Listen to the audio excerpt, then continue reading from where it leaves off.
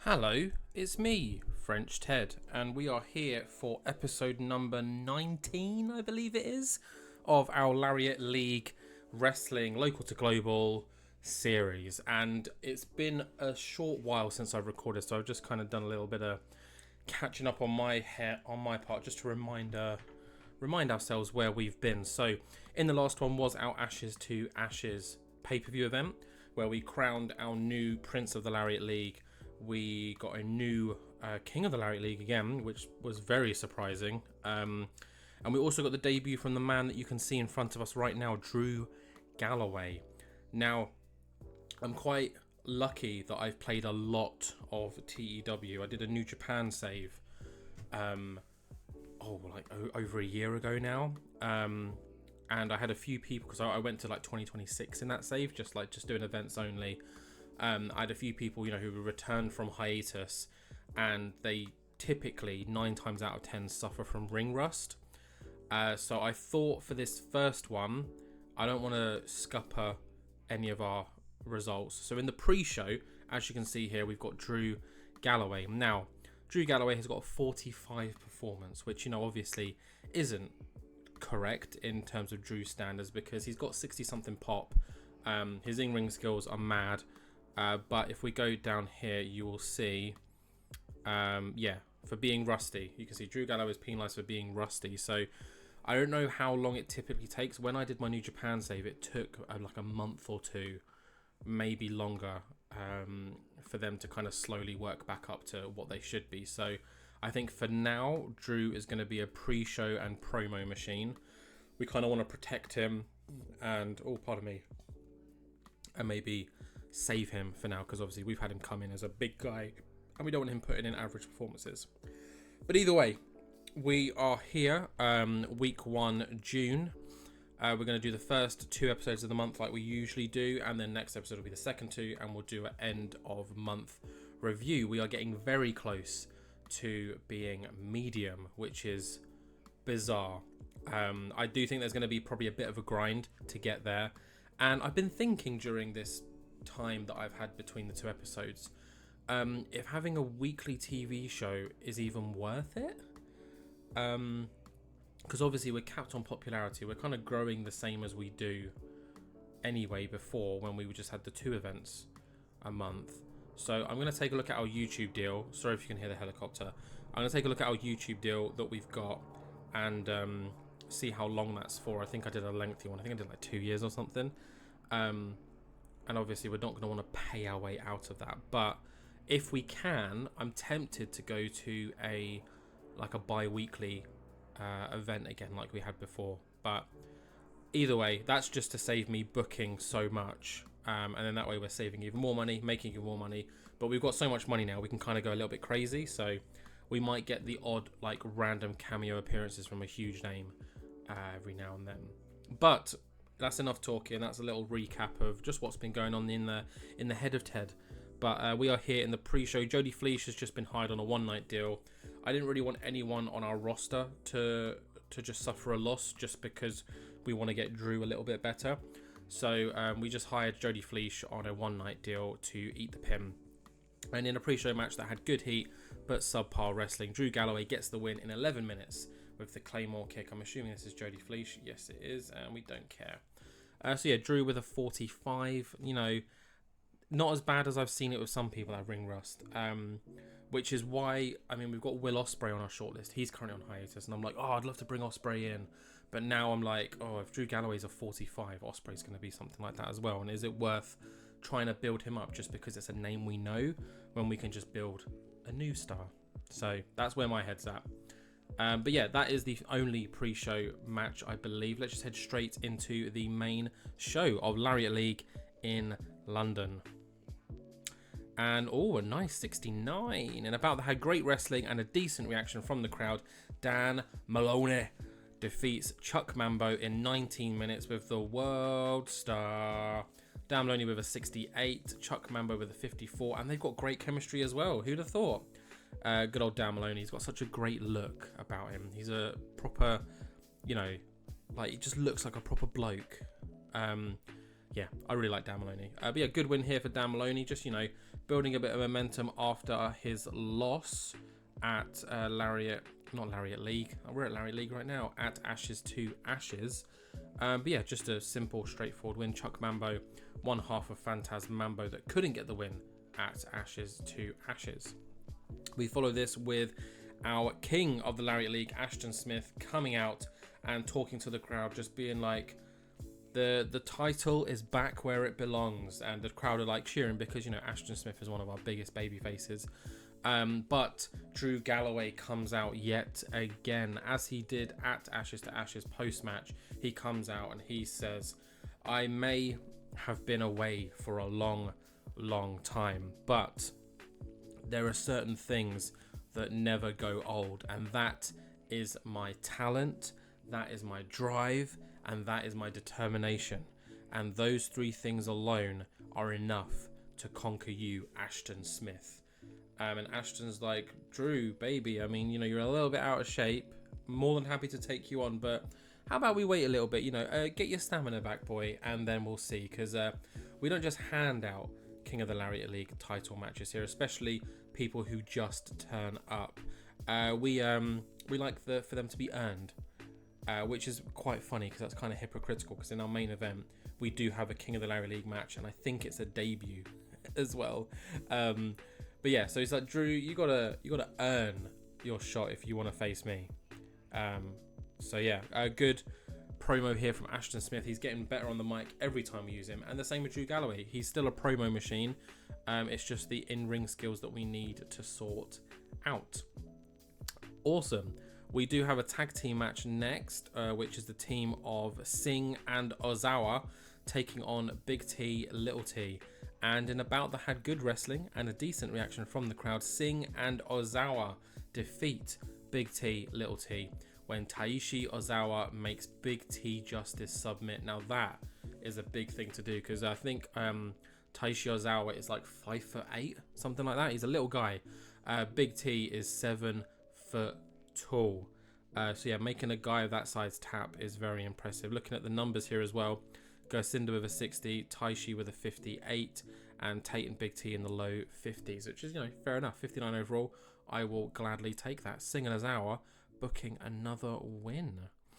Following this though, we have got an interview.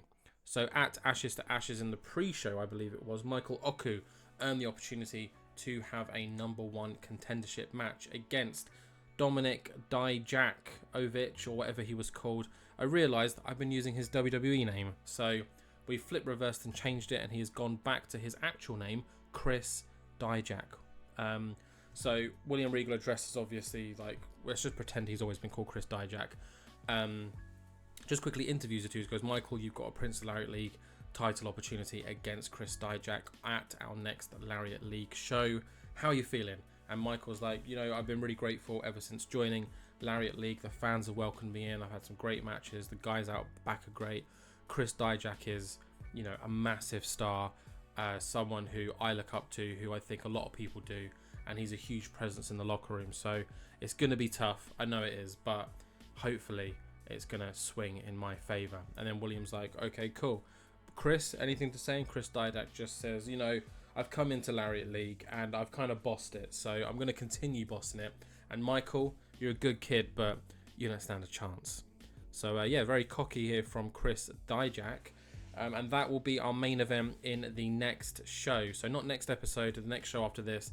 Our main event will be Chris Dijak defending his Prince of the Lariat League title against Michael Oku. After this though, we have got some women's action, and it is Debbie Keitel taking on Kanji, and in a decent match, Debbie Keitel gets the win. She defeats Kanji with the Debbie Downer. Debbie with a 49 and Kanji with a 48. A little lack of psychology here. Oh no, it's not psychology. Bout dragged in the middle. Different. 44, not terrible. These are kind of mid-ish card people, I'd say, on our roster. So, a decent 44 rated match. I'll take that. And yeah, any details here? Nope. Wait, there we go. Penalised for length given. Limited psychology. See, I knew it. But yeah, that takes us to our main event now, where Ashton Smith is, of course, defending his King of the Lariat League title, and I think it's a debut because I don't remember using him before. He takes on Chris Ridgway, and yes, it is a debut from Chris Ridgway at the Smash Mouth gimmick, which came over as very good. So wins and losses have a greater impact on him than normal, so we've got to keep an eye on that. Penalised losing to comedy, penalised losing to gimmicky, penalised losing to Weasley, penalised for taking part in comedy bouts. Okay, so he's a very serious guy. But in a bout that had superb wrestling, we love that word, my favourite word, and a decent reaction from the crowd, Ashton Smith defeats Chris Ridgway in 15 minutes. So a pretty short match, you know, got a negative here for the length, with the GTS making defense number 1 of his current reign, although I believe this is defense number 912 or something if we're including his previous reigns. But really good performance from Chris Ridgway in his debut, 65, Ashton with a 70, and this match got the crowd buzzing, making it a 73. A very, very good match, especially for, I mean, I say this a lot, especially for a company of our size, but you know, we're smashing it and I love it. But yeah, let's finish the show and see how we did. 66, I'll take that. We're increasing popularity. That is all we want to see, in all honesty. As long as this is green, that's all I care about. And there's no reds saying you've lost popularity anywhere. So yeah, that is the first one of this month. Let me end it here, and I will see you guys at our second show. Cool, I'll see you there. Okay, and we are here for the second show of this episode, Lariat League in London. It says week 1 at the top, but it's week 2. It's just we batch record. We do 2 recordings in one night. You know how it is.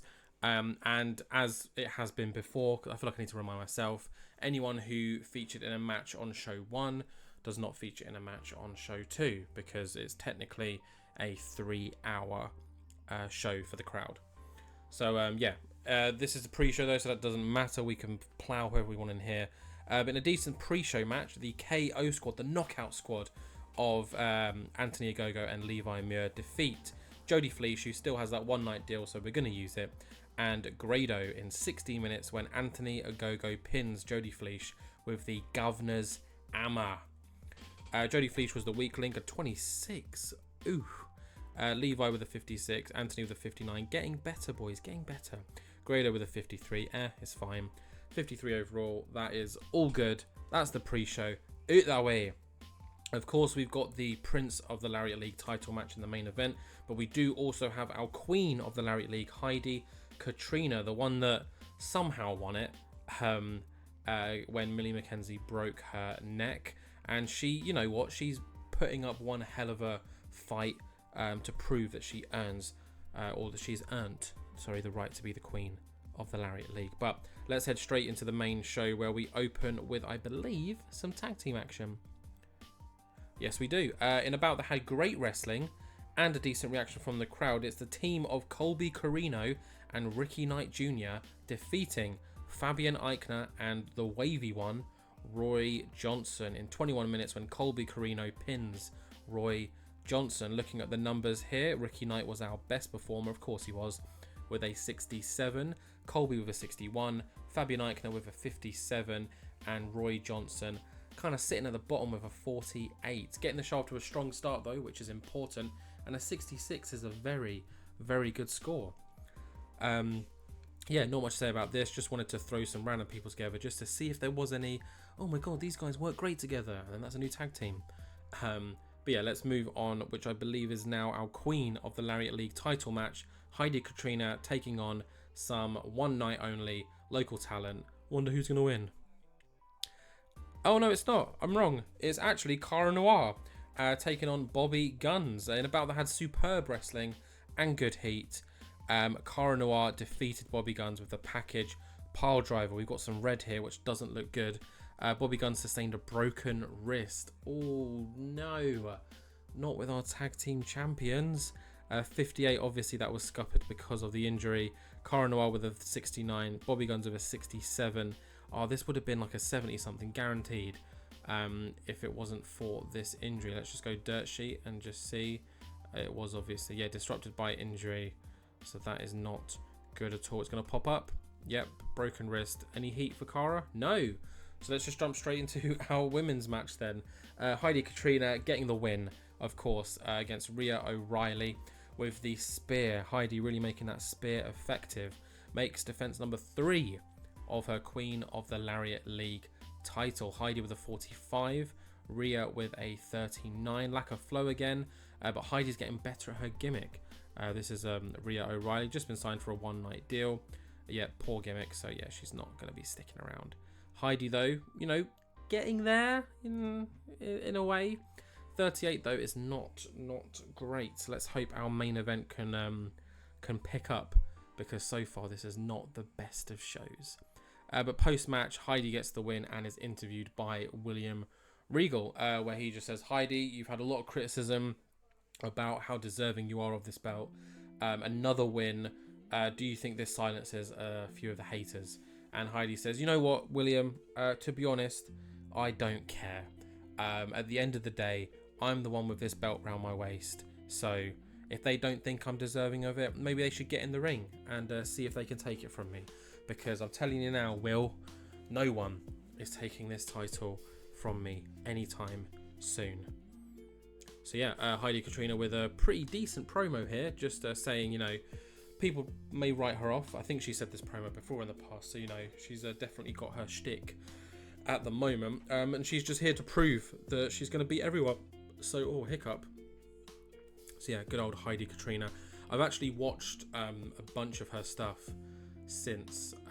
I've watched quite a lot of people in his stuff since, and Heidi Katrina is actually pretty good. Like, I've seen quite a few of her Pro Wrestling Eve matches, and yeah, I'm kind of in a way happy that it's fallen on her plate, because if she had lost against Millie McKenzie that day, I probably would have just left her to be in Jobberland. But you know, these things happen for a reason. Obviously, Millie McKenzie was going to be my next star, but hey ho, she'll be back in a year, because you know, because that's around the corner. But this does take us to our main event. Chris Dijak, our new Prince of the Lariat League, making his first defense against Michael Oku, who is, you know, no one to, you know, just write off. I haven't picked a winner for this match because, you know, I quite like the surprise. So let's all find out together how that match goes down. 66, nice, I'll take that. In a bout that had superb wrestling again, love that word, and good heat, Chris Dijak gets the win. He defeats Michael Oku in 22 minutes with the reverse Death Valley driver. Chris Dijak making defense number 1 of the Prince of the Lariat League title. Chris Dijak with a 64, Michael Oku with a 60. Michael's getting better at his gimmick, and a 66 overall. Nice, can't complain. 66 is a good, lovely little number. So let's see how we did. I'm really hoping this is a good show. There's been a few stinky ones. 48. Oh no, how? Crowd wasn't happy. I was expecting more angles and interview segments. Oh no, yeah, because it's got to be 75%, doesn't it? Oh no, that's my fault. Yep, stupid 75% rule. I mean, we could have just done a promo somewhere else. Oh well. 48 means that we lose popularity in one region, which I'm assuming is the region we need to get up south of England. But yeah, I'm going to end it here. I'm going to pop back to the office though, just to remind myself of where we're at financially and some other things. But I'll join you guys there. You can see it with me, and yeah, I'll see you guys in a sec. Okay, here we are back in the office. A couple of things to check. Ashton Smith's got morale issues. Why? Why are you annoyed? Left off Lariat League on April. Oh, piss off. Who else was annoyed? Trent Seven. I don't care about Trent Seven. He'll go soon. Levi Muir. Why are you annoyed? Oh, he's been left off quite a few. But he got a pay rise recently, so, you know, shut your mouth, mate. Yeah, we got Marty Martinez we brought in. Do you remember him from Lucha Underground, Marty the Moth? I thought, you know, screw it, we'll bring him in. Look at his numbers. What is this? Hopefully he'll come in and be pretty lit for us. He will debut in the next episode.